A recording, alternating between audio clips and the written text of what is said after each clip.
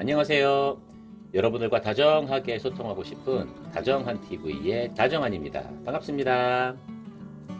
요즘 해외여행 많이들 가시죠? 네, 저도 오랜만에 비행기를 한번 탔습니다.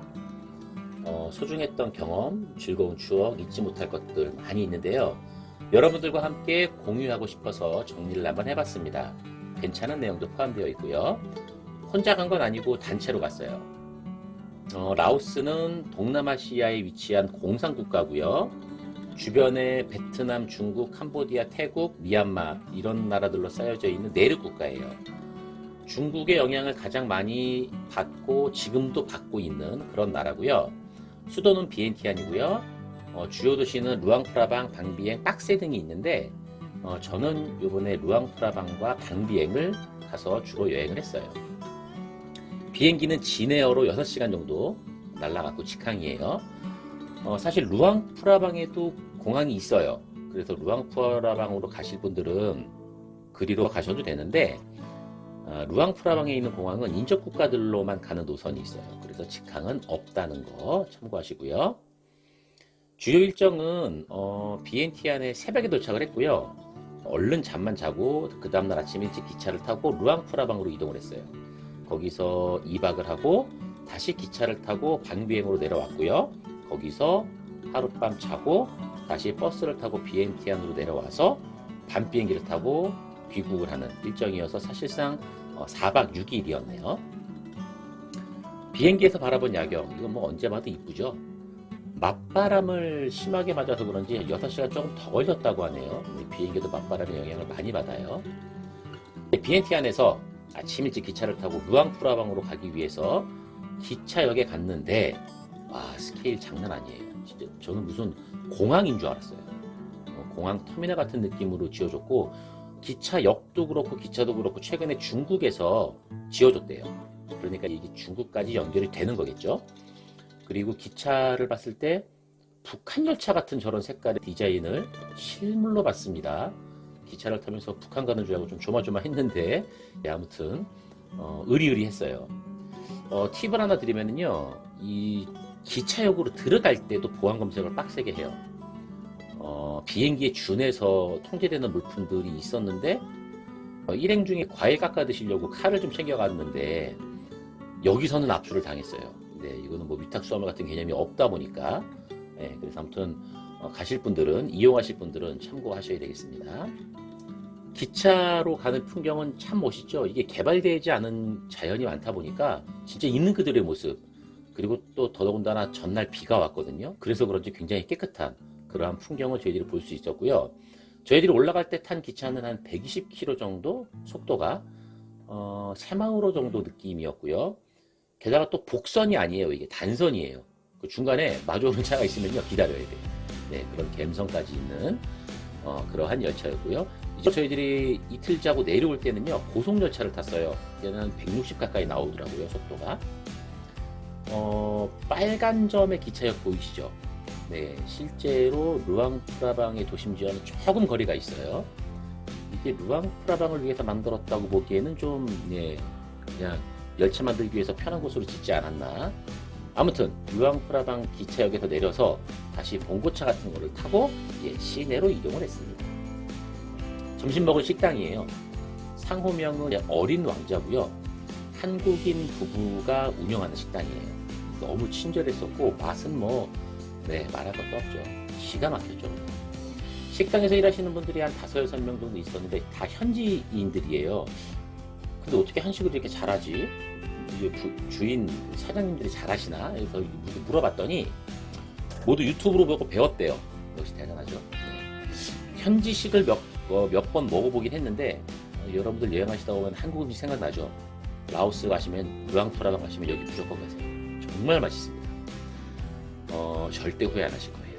그리고 저희들이 2박을 했었던 숙소인데요, 너무 만족했어요. 추억을 담기에도 아무 흠이 없는 숙소였고요. 정말 100점짜리였는데 그래도 제가 무조건 좋다고 얘기만 하면 안 되니까 쥐어짠해서 흠을 좀 말씀드리자면, 건물은 다 2층짜리예요. 3층 없어요. 그런데 엘베가 없습니다. 그리고 이동하는 도로가 갬성을 중시해서 그런지 모르겠는데 전부 다 자갈길이에요.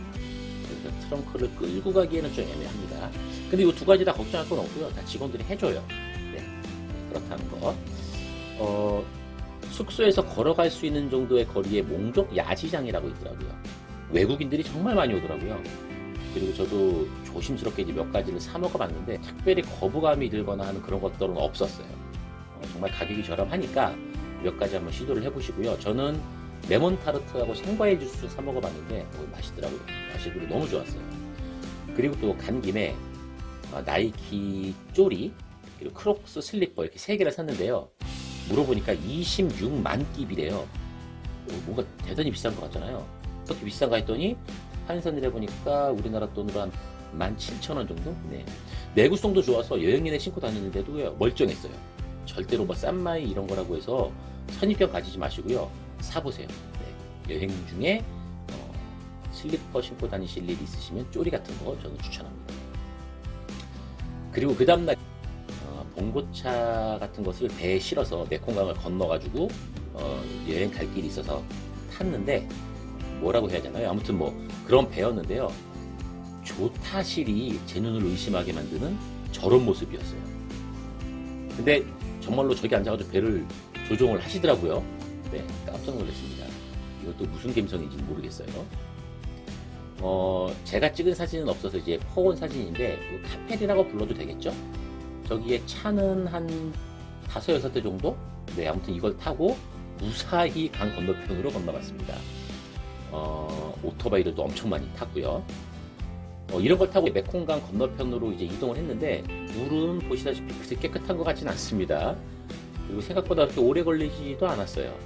이제 스케줄상 이제 숲 속에 있는 산 속에 있는 어떤 작은 마을을 좀 방문하는 그러한 이제 일정이 있어서 갔는데 다행히 학교 건물만 최신 건물이었더라고요. 아이들은 생각보다 많은 한 200명 정도가 있었고요. 저희들이 방문한다고 하니까 전통 의상을 입은 아이들도 있었는데 어렵게 살면서 전통 의상을 차려입는 게 쉽지는 않아 보였지만 좀 화려한 저런 모습의 전통 의상이 있더라고요. 그리고 현지식을 마주했을 때 당황하지 않으려고 노력을 많이 했는데 다행히 익숙한 밥상과 흰색의 밥 그리고 고기 반찬 뭐 이런 것도 있어서 반가웠어요. 하지만 맛은 그렇게 반갑지는 못하더라고요. 저는 마침 저 찬 밥을 먹고 따뜻하지 않은 고기와 함께 먹어서 그런지 좀 체했습니다. 드실 때는 조심히 먹어야 되는데 좀 체했어요. 한편으로는 제가 어렸을 적에 시골에 가서 먹었었던 그러한 모습이 좀 보이다 보니까 우리도 이렇게 살 때가 있었지라는 생각이 불현듯 스치는 그러한 시간이었습니다. 다시 건너와서 선셋 크루즈라고 하는 것을 이제 저녁에 탑승을 했죠. 다행히 비가 안 내려서 그리고 흐리지도 않아가지고 야경 보기에는 참 좋았어요. 나름 뭐 SNS 하시는 분들 그 감성에 맞는 사진도 찍을 수 있고 많이 출렁이지 않아서 그렇게 부담도 없어요. 다소 흠이 있다면 시간이 좀 많이 걸린다는 느낌? 네, 그런 느낌이 있었고 저기 저 배 앞에 있는 저거는 뭐 태양열판인가요? 뭐 보이죠? 태양열판으로 보이는 이런 것도 있고 해서 나름 좀 괜찮은 분위기 있는 최신식의 어떤 그런 배를 만나볼 수 있었습니다. 좋은 사진 많이 건질 수 있습니다. 꼭 타보시고요. 또 다음날에 이제 이런 것도 빠질 수 없죠. 코끼리 타기, 코끼리 체험인데요. 말보다 훨씬 높아요. 그리고 저희들은 특이하게도 조련사라고 해야 되나요? 타시는 분들 이분이 중간에 내리셨어요. 그리고 반 정도는 거의 뭐 자율주행 느낌으로 다녔는데 조련사분께서 말로 뭐라고 하니까 뭐 알아듣고 움직이더라고요. 그리고 내리면서 제 폰을 가져가셨는데 사진과 동영상을 엄청 찍어주셨어요. 네, 그냥 거의 뭐 샷다를 엄청 누르시더라고요. 좋은 사진 많이 건질 수 있었고요. 코끼리 씻는 모습이에요.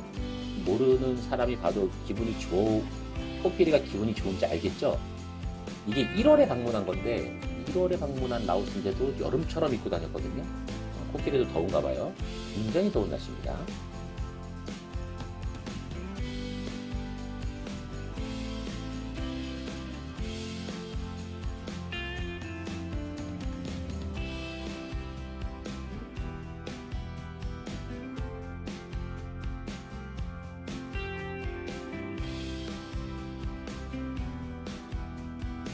꽝시 폭포예요.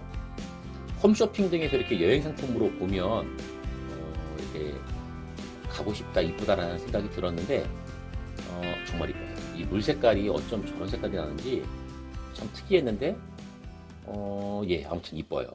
그리고 이렇게 층층이에 있는 이런 곳을 이제 여러분들도 방문하시게 되면 우와 하시면서 막 사진 찍을 텐데, 예, 제발 여기서 멈추지 마시고요. 계속 올라가세요. 위에 진짜 폭포가 나옵니다. 이거예요. 여기가 나올 때까지 올라가세요. 이게 꽝시 폭포거든요. 사람이 굉장히 많긴 했지만 요 폭포 앞쪽에 비교적 좀 튼튼해 보이는 다리가 있거든요. 예, 여기서 가면 사람의 시선, 사람들의 어떤 모습을 피해서 얼마든지 좋은 그런 사진을 남길 수가 있습니다. 이렇게 2박의 일정을 소화하고 루앙프라방에서 기차를 타고 방비행으로 이동을 했습니다. 이때 탄 기차가 이제 고속열차였어요. 올라갈 때는 120km 정도의 속도, 그리고 내려올 때는 157까지를 제가 봤습니다. 네, 이렇게 루앙프라방 일정을 마치고 방비행으로 내려왔는데 여기서부터는 제가 2부에 다시 또 소개를 해드릴게요. 감사합니다.